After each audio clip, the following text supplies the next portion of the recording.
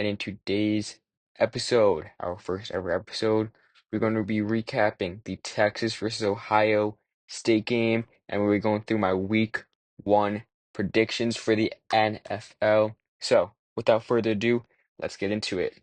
So, the Ohio State Buckeyes, ranked third, took on the one-seeded Texas Longhorns.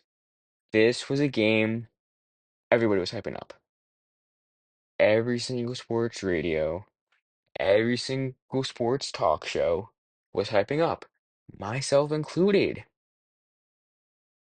Turned out to be a not so great game, right? So let's break down why this game maybe wasn't as great as people expected, right? So I was away.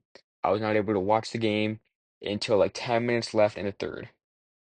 But these stats right here is all you need to see, right? This was a really hyped up game for Arch Manning.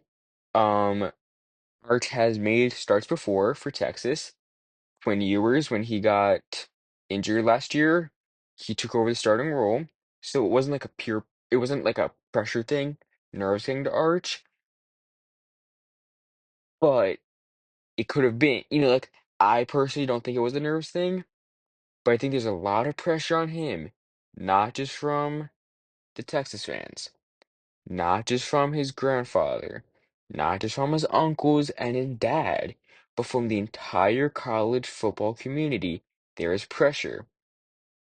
This kid is supposed to be the Manning that wins the Heisman, goes number one overall, and ends up becoming the greatest player of all time, right? They've had, this will be the third generation of Mannings in the NFL, right?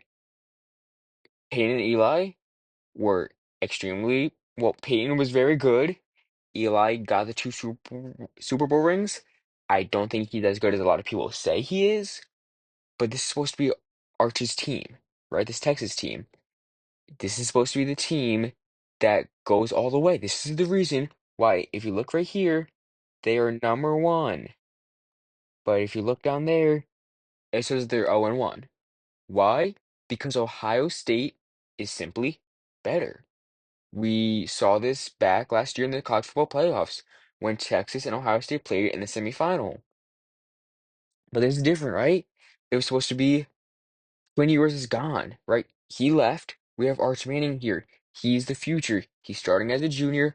He'll play one, hopefully 2 years, and hopefully bring us to at least one national championship. But that didn't happen. Or it doesn't look like it's gonna happen the way that they're going, right? Because look, one touchdown, one interception, 30 attempts for only 170 yards. Um, Julian Sayin, who is making his first start for Ohio State, he had 20 attempts and he only had like, what is that?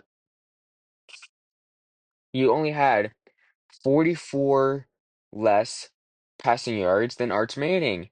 And he had only four less completions compared to his 10 less attempts.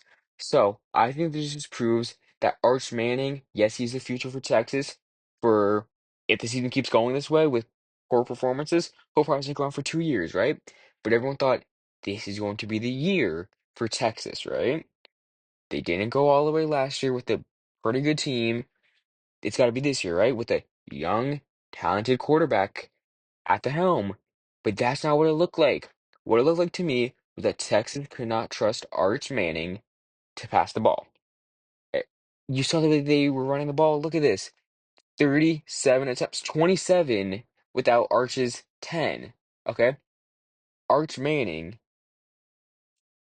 every single play that the ball was in his possession, right? The 40, that means that 25% of the time he ran, which is an insane number for someone who's not a Lamar Jackson, who's not a Jaden Daniels, right? I know we're entering the era of the mobile quarterback, right?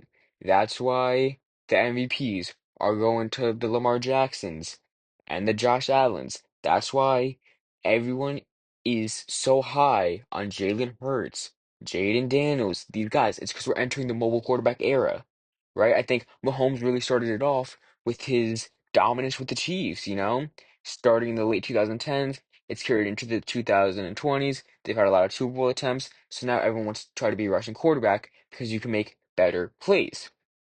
But they ran the ball so much, They had only four less rushing yards than they did passing with seven more attempts, right? But they just really they wanted to rush the ball as much as they could. And I don't understand why you're making this kid seem to be the next GOAT, right? The kid who's supposed to be the number one overall pick this year, probably next year, honestly, and you're not giving him an opportunity to be able to pass the ball. Look, his number one receiver only got 50 yards, right? Ohio State, they only had 49 as their number one, right? But that doesn't matter, right? If this is the kid of the future, why aren't we giving him the opportunities he deserves? Right? And the Mannings have to have a lot of influence in Texas right now because of Arch. So, I mean, there's been a lot of press with his grandfather. Is he gonna go to the draft this year? Is he not? There's been a lot about that. Maybe the kid just needs to be out of the spotlight for a little bit. Maybe Arch needs to pull away from the press and focus on the game, right? I feel like a lot, especially in this era of the NIL now, guys care more about sitting and waiting so they could be so good for 2 years and make millions of dollars than I want to start immediately as a freshman, play 4 years, get drafted, sit behind a really good quarterback for 2 years, an older guy, and be able to emerge and be the next great superstar. But that's not what it is, you know? And I'm an Ohio State fan, right? So a lot of these comments are kind of biased, just in the first game.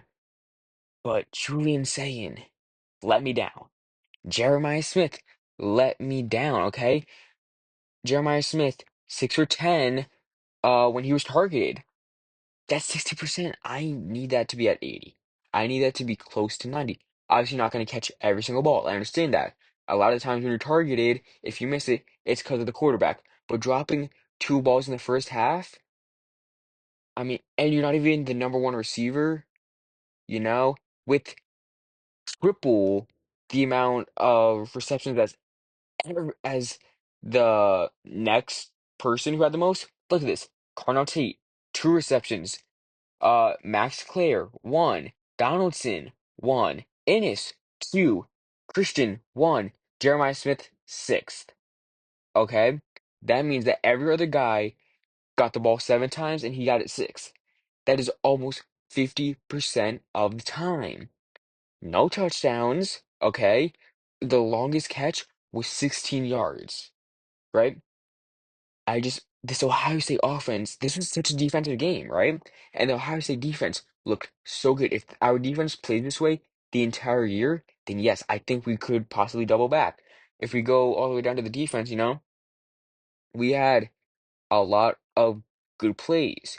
We had that pick that got overturned late. It was either late in the third quarter, early in the fourth, you know. But still, these guys went out here and they made plays. They did what they needed to do, right? But the offense, I feel like with the way our defense played, we should have at least had three touchdowns on the board, if not four. Instead, we're stuck with two, and Texas almost came back and won, right? Luckily, our defense was able to stop them because Texas did absolutely nothing on fourth down, which is not even arguably, fourth down is the most important play of the drive, right? So for our defense to be able to shut them down like that, it was very impressive, but our offense needs to be better. It needs to be more consistent. Jeremiah Smith, right? It was him and Ryan Williams. Everyone's like, oh my gosh, college football is going to be amazing for the next 3 years, But Jeremiah Smith did not do as much as I expected him to do. It's the first game, okay? I know I'm being a little too much, but and let's look at just while I'm here, looking at this, let's look at Alabama. If you give me a second.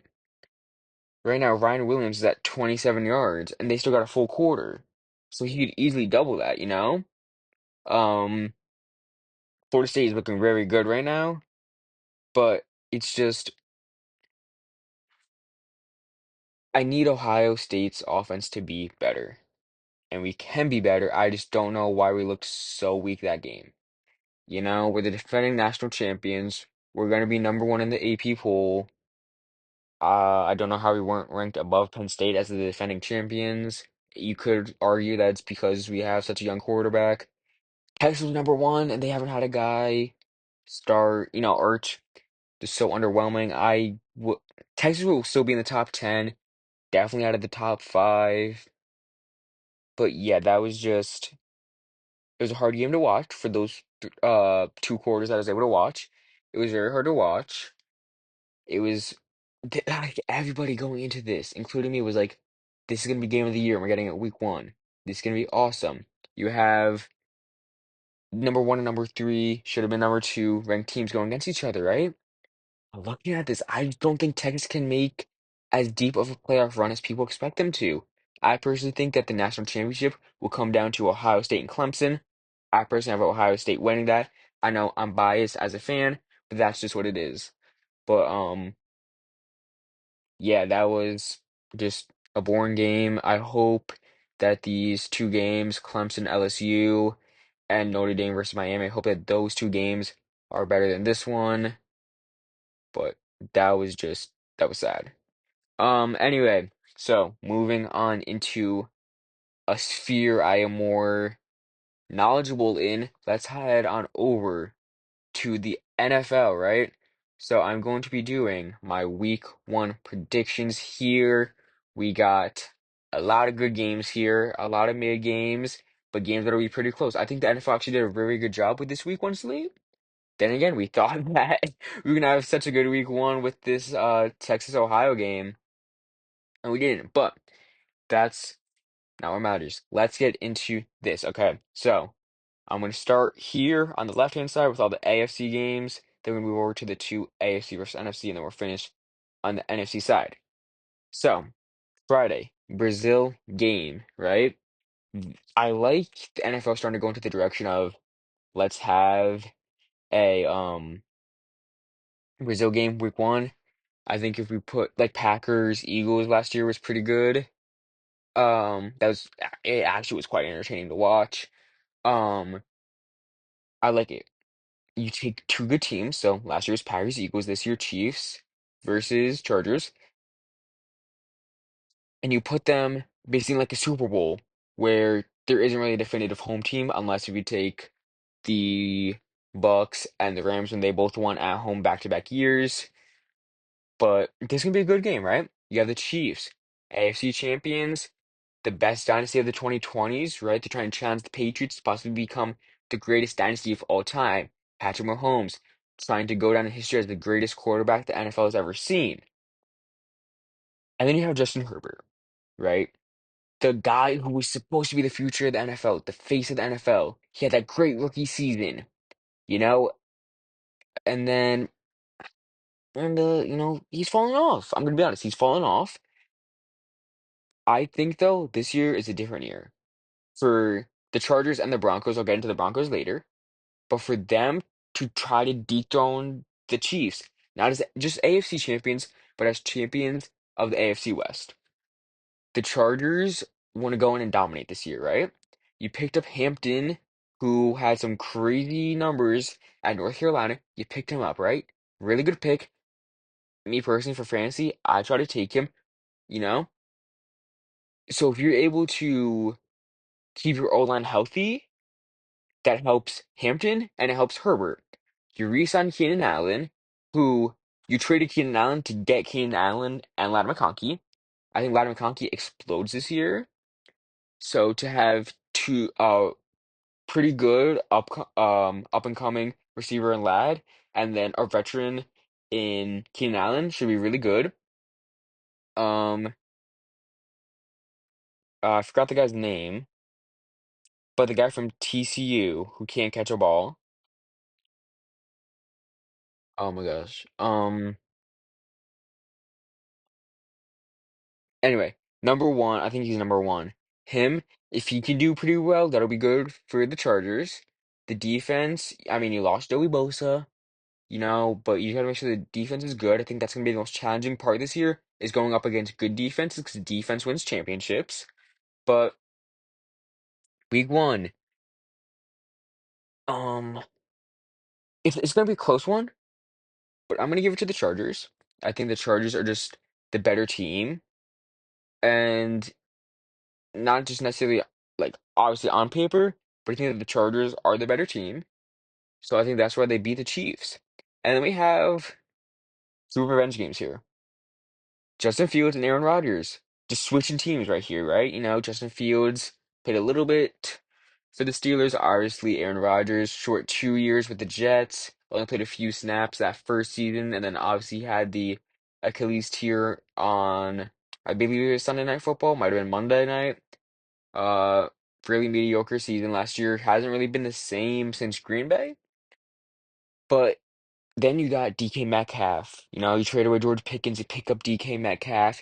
You make the trade to get rid of Minka to get Jalen Ramsey and Jonnu Smith. You still got TJ Watt, who's going to be electric this year. He could probably lead the league in sacks. You only got Myles Garrett and Michael Parsons to kind of compete with you on that.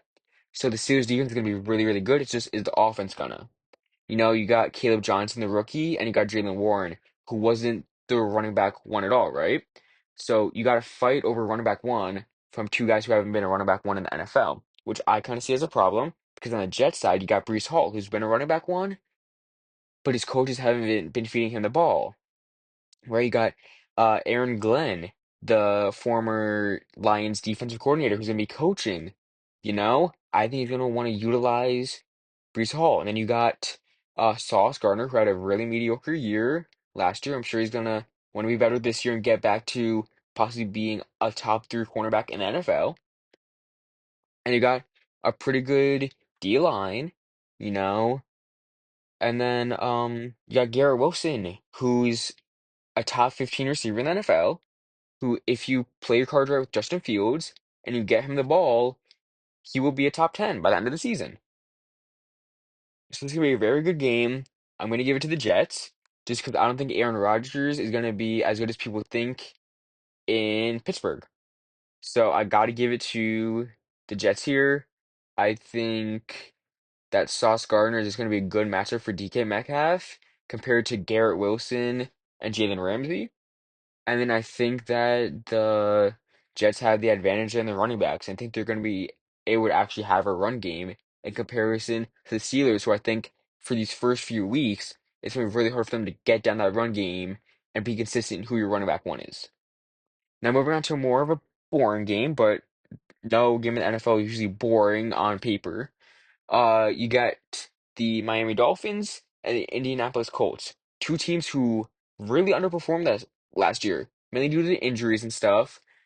But and one of the most shocking moves I think you could say coming out of preseason is that Daniel Jones has been named the starter of the Indianapolis Colts over Anthony Richardson, right? I was big on Anthony Richardson coming out from Florida. He looked so good. He had a great physique. He was very mobile. So I thought he would be kind of like the next Lamar Jackson. And I kind of thought that he would be better than Josh Allen in the way that he was probably faster, the way he was mobile, and how he might have had better arm power.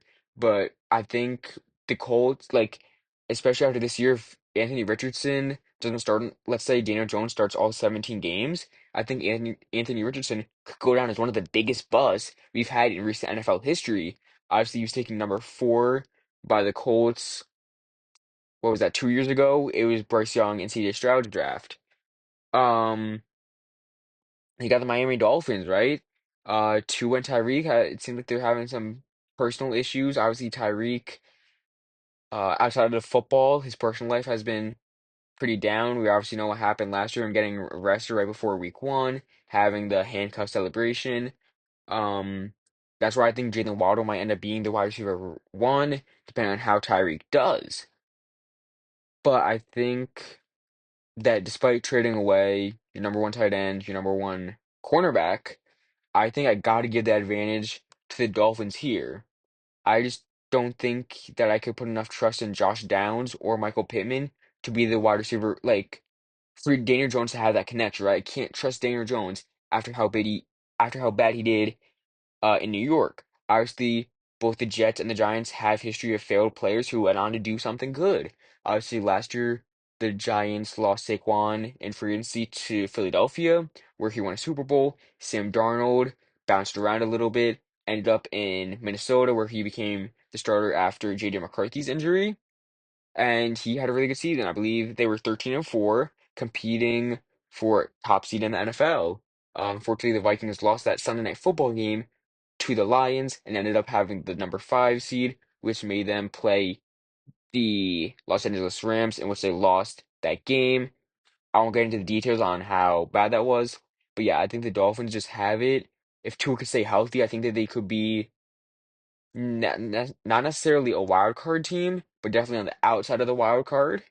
Um, so hopefully they'll be good. I don't want to root against someone like Jalen Waddle. If Devon Achane is healthy, he could be a top 5 rusher. If he's not, I think Ollie Gordon will still be pretty good. But yeah, give me the Dolphins there. And then we have Bengals, Browns. I don't think I need to really. I'm gonna not necessarily talk so much about this because I think we could all unanimously say that the Bengals will win over the Browns. Browns naming Joe Flacco as a starter over Dylan Gabriel and Shedeur Sanders. Shedeur being the QB3, Dylan being the QB2. I wouldn't be surprised if they play around a little bit. First half Joe Flacco, second half Dylan Gabriel, depending on how that first half goes. Obviously, the Bengals with one of the weaker defenses in the league, which I think has prevented Joe Burrow from making a deep playoff run since their Super Bowl loss back in 2021. Um, that 2021 season. So you have a top 5 quarterback in the league, you have the best wide receiver in the league, and you have one of the best wide receiver twos in the league. You re-sign Trey Hendrickson. I just think that the Bengals need to make some trades to improve that secondary. I could see it, maybe taking even Darius Slay from the Steelers just for 1 year, but this is your year to win, right? Because soon enough, when Joe Burrow and Jamar Chase's contracts expire, they're gonna want to go somewhere together, and it might be a team like the Colts or a team like the Raiders or someone who's got older quarterbacks and they have the cap space, So you got to win now. So I would make some moves there. But yeah, definitely got the Bengals here. That Jamar Chase Joe Burrow connection is always going to be there. It's always going to be fun. So yeah, give me Cincinnati there. Moving on to another closer game, we have the Raiders and the Patriots. Raiders signing Geno Smith, drafting Ashton Jeanty. You have Max Crosby, who's one of the best defenders in the entire league. And you have the Patriots, who drafted who could Will Campbell, right? Who will probably be one of the best rookie offensive linemen we've seen in a long time. Will probably be one of the best offensive linemen down the line when it's all said and done. Love this guy, love everything that he says. Obviously he had that viral moment where he said he would die for his quarterback. I truly believe he means that. I've seen the film. He looks really good. And then you sign Stephon Diggs. You draft Trayvon Henderson. So the Patriots have a really good draft class. Trayvon Henderson put up some really good numbers in preseason. I think he'll definitely be running back one over Ramondre Stevenson because Ramondre Stevenson has let the Patriots down a lot. So the improved offensive line is going to give Drake May more time. So I think that Diggs connection will be there. You have one of the best young cornerbacks in the league in Christian Gonzalez. If you could just make sure that your own line is healthy and Christian Gonzalez is healthy, they could definitely be a sneaky 7 seed in the AFC. I think moving over back to the Raiders, Ashton JT, I think he's a bust, just only because of the Raiders' weak old line. If they had, made some moves to pick up above average offensive lineman, one or two of them, I think that would be different. We saw how stuffed he got in preseason against not starting defenders. You had the second team out there. So it's just, is he going to be consistent all year, or is it going to be every other game he breaks away for a 70-yard touchdown? Because you need to be consistent with your running backs, or else you're not going to get very far in the NFL. That's just how the game works. So give me the Patriots there over the Raiders. Shouldn't really be a shock there. Jacoby Myers might be sitting out the first 2 weeks We don't know. The whole Terry McLaurin contract, he ended up getting his money, so we'll see what happens. All right, now we got to move over to the Tennessee Titans, number one pick in the draft. They selected Cam Ward out of Miami, and then you got Bo Nix, Cortland Sutton, a really, really lethal duo. And then on the other side of the ball, you got Pat Surtain, the number one cornerback in the league, one of the best defenders of the 2020s. Um, I definitely have the Broncos here. I think that this is going to be a really challenging first game for Cam Ward. You got to go up against, like I said, the number one cornerback in the NFL, and then he'll absolutely lock down Calvin Ridley. So you really got to rely on Tony Pollard uh, to run the ball, right? And then we got to see, is Cam Ward going to be able to have the offensive line where he stands there and doesn't even move and just tosses the ball for a touchdown like he did in Miami? I don't think so. I think that the Broncos want to come out here. They want to win the AFC West. They made the playoffs last year. I believe it was the seventh seed. They want to do better. They want to get that top seed. I don't think they'll get the number one seed. I think that they could definitely be in contention for the division. Um, I think it's between them and the Chargers for sure. I think the Chiefs have a really bad regression year. But yeah, that's not really gonna be a close game. I think Cam Ward has a decent stat line, but I just I gotta go with the Broncos there. And then moving into what could possibly be game of the year in week one, I don't want to say that anymore because we know how mad I just was rambling about Texas versus Ohio State, which was supposed to be game of the year, week one. But this game will not disappoint. Okay? You have the reigning MVP and someone who everyone thought should have been, or not everyone, but who some people thought should have been the MVP. I'm just gonna say this one time. MVP is most valuable player, not the best player. Josh Allen was the most valuable player last year because he had a really weak wide receiver core and was able to do some incredible things compared to Lamar Jackson, who had Zay Flowers, who I would take Zay Flowers over Khalil Shakur or Keon Coleman every single day of the week. I think Josh Allen is going to struggle against this Ravens defense, though. They correct me if I'm wrong, but I think that they did play in that divisional round, and the Ravens won because of that defense. They now have Jair Alexander on their team. So they just extended Kyle Hamilton. You got Patrick Queen back there, and then you have on the other side of the ball, you got a top three running back in the league in Derrick Henry. He's probably number two, only behind Saquon. Maybe behind Bijan, but Bijan, I think he hasn't really proven himself yet. So I gotta go with Baltimore here. Like I said, I think their defense is better. I think that their running back is better than James Cook. I think I think Josh Allen is a better quarterback, but I think that Lamar wants to go out there and prove that this is his year to go to the Super Bowl. I think AFC Championship will come down to these two. So this will be a very fun preview of hopefully the AFC Championship. I would love to see the Ravens or the Bills go on to the Super Bowl. They're up there with the Bengals for the three teams that I want to see go on to make an appearance in the Super Bowl this year. But yeah, I just gotta give it to Lamar, man. Lamar is able to make some great moves. I think the past 2 years, everyone's been like, you went from a running back to try to be a stationary quarterback. So I think, especially seeing Jaden Daniels' success, I think he goes back into that mobile quarterback kind of mode that he was. And I think he helps lead the Baltimore Ravens to an AFC Championship bid. And moving on now, we got the Panthers versus the Jags. This is probably a game I'm looking the least forward to out of any game for week one. Two mediocre teams. Um, the Jags, right? Jags drafted Brian Robinson Jr., one of the best rookie wide receivers, really speedy. And then you draft Travis Hunter, you trade up to get him at the two. Still not sure which position he'll be starting at. I'm sure he'll try to play both sides of the ball, but by the bye week, I'm sure he would have decided what side of the ball he wants to play on. The Panthers, you got Chuba Hubbard should have, if he has a healthy year, he'll be really elite. Got Bryce Young, who really started to emerge as possibly a top 15 quarterback last year in the latter half of the season.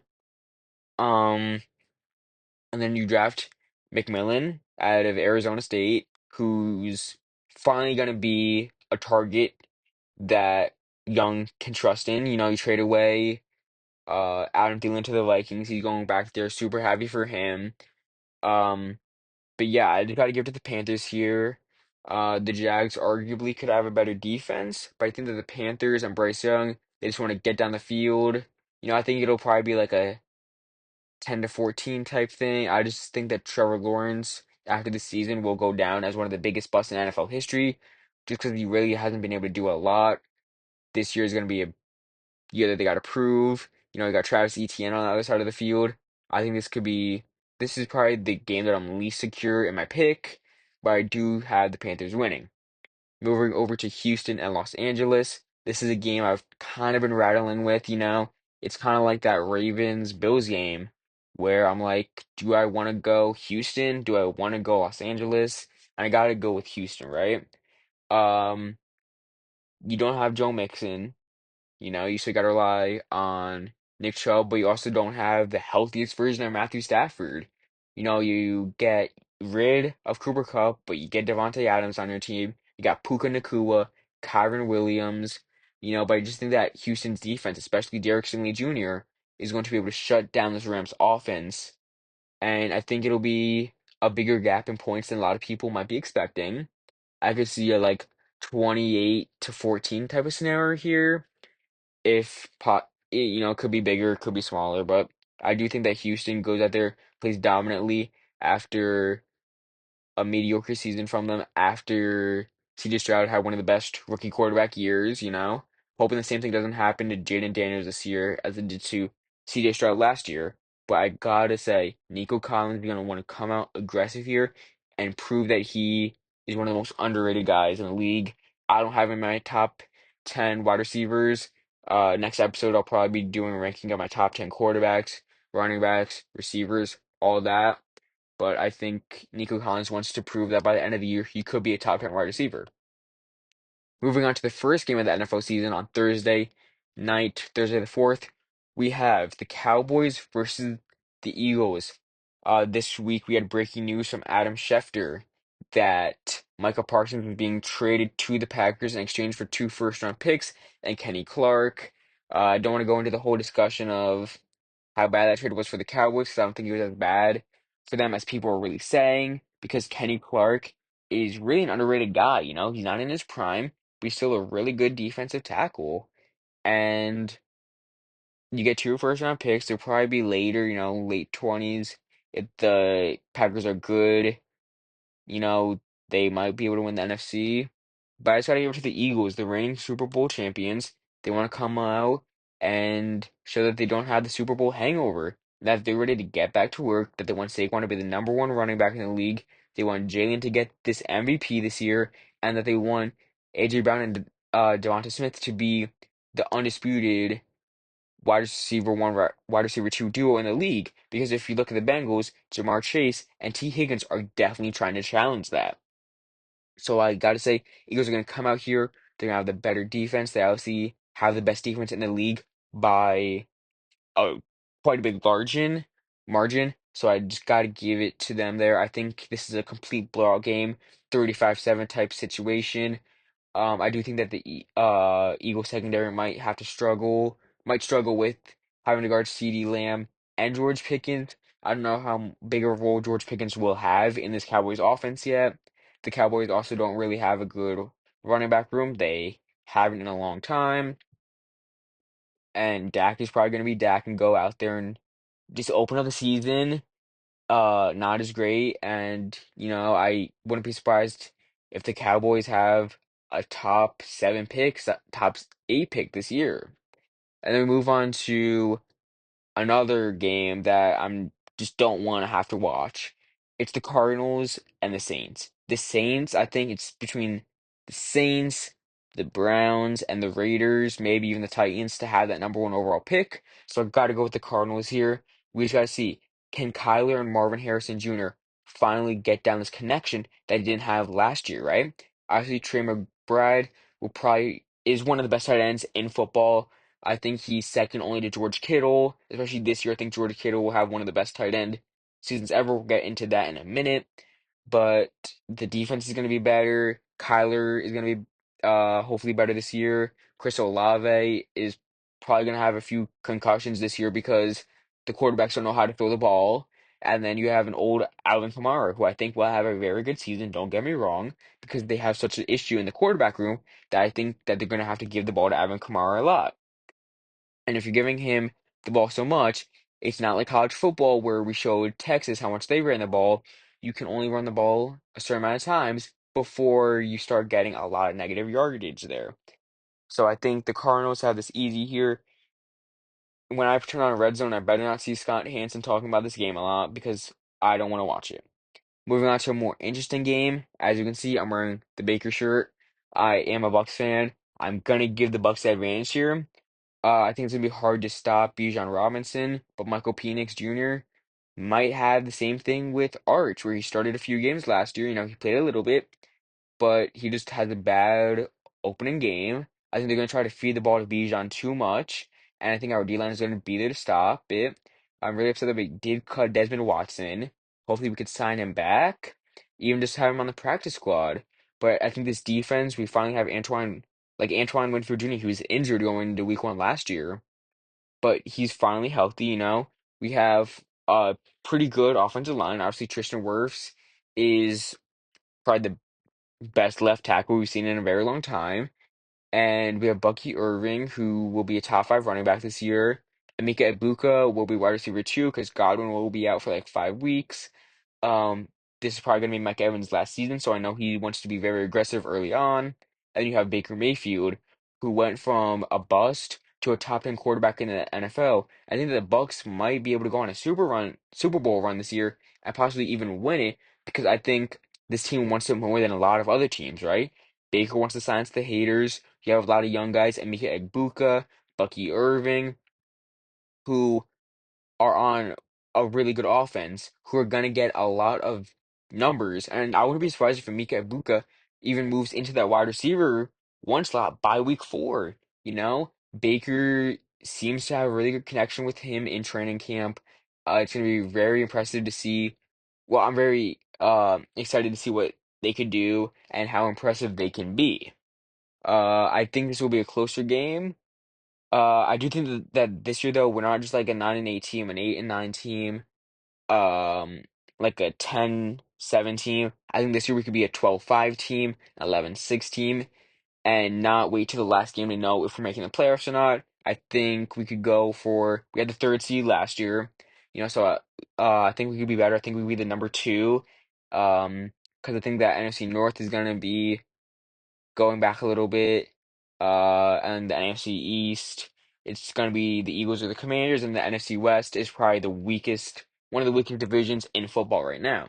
Moving on to the NFC East, in the Giants versus the Commanders, Russell Wilson will be starting week 1. I believe that they have confirmed that. You have Malik Neighbors, who is probably he's top 8 wide receiver in the NFL right now. And then you got Abdul Carter, who was he looked very good. I think that they should be starting Jackson Dart just because I think he's better than Russell Wilson. Um, but then you got Jaden Daniels. He has a chip on his shoulder from last year, losing the championship game the NFC Championship by a bad score. I love Jaden Daniels. Him and Terry were great last year. They unfortunately did beat my Bucks in the wild card, but I like the Commanders here.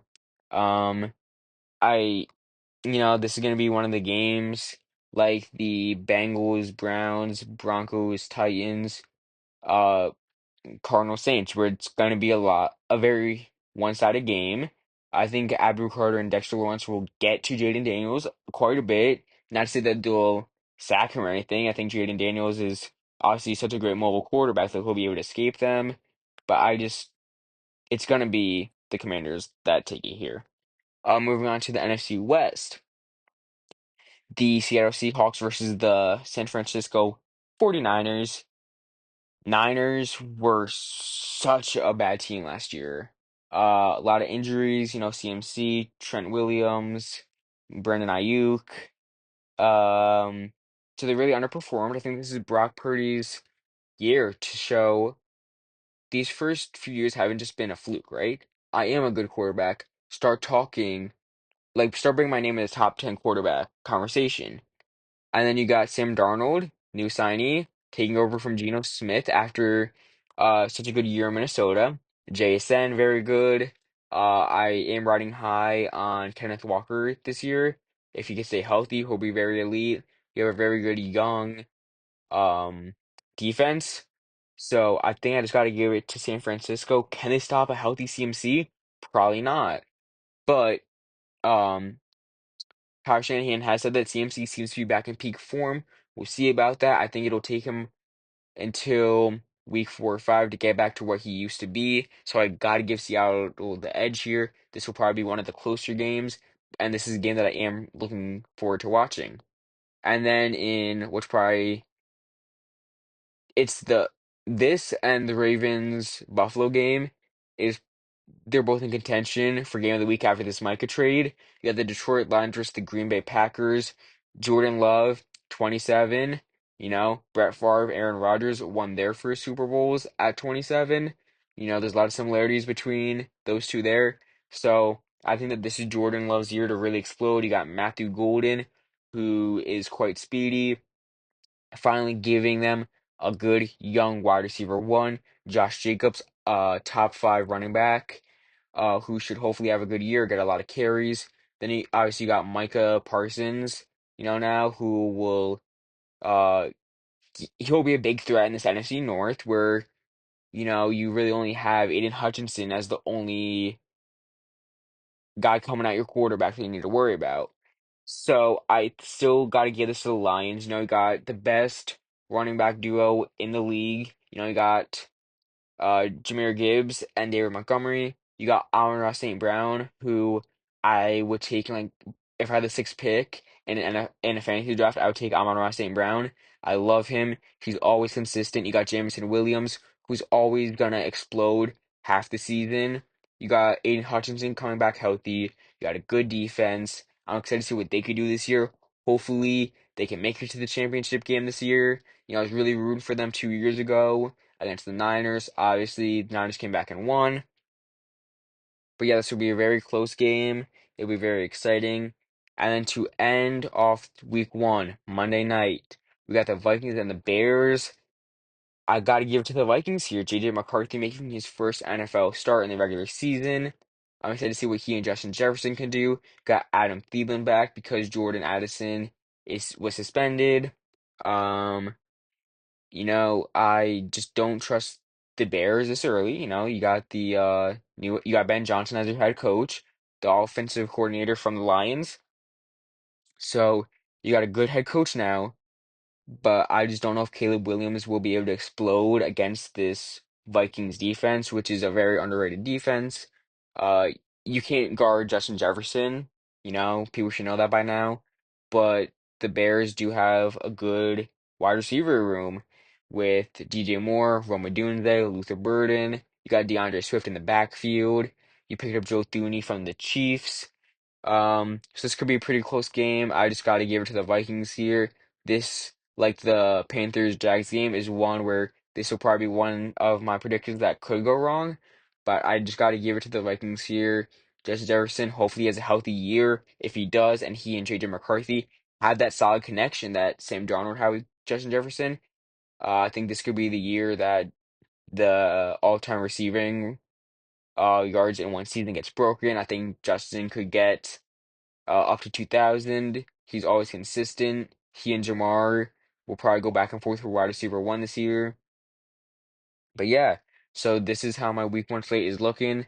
I got the Chargers over the Chiefs, Jets beating the Steelers, Miami winning against Colts. Then you got Bengals, Patriots, uh and Broncos, all against some pretty easy teams. Then I got Ravens and are beating the Bills in a very, very exciting game. Panthers beating the Jags, Texans over the Rams, Eagles starting off the season in the first NFL game with a W. Cardinals destroying the Saints, Bucks barely coming out with the win against Atlanta. Jaden Daniels doing his thing against New York for the win. Sam Darnold getting a win in his first game as a Seahawk. The Lions and Jared Goff were able to escape Micah Parsons and come out with the win. And then the Vikings beating the Chicago Bears on Monday Night Football. Thank you for tuning in. I'll hopefully have the next episode out before Thursday Night Football, and that'll be ranking the top 10 guys in a few categories, looking very in depth at the Cowboys Eagles game.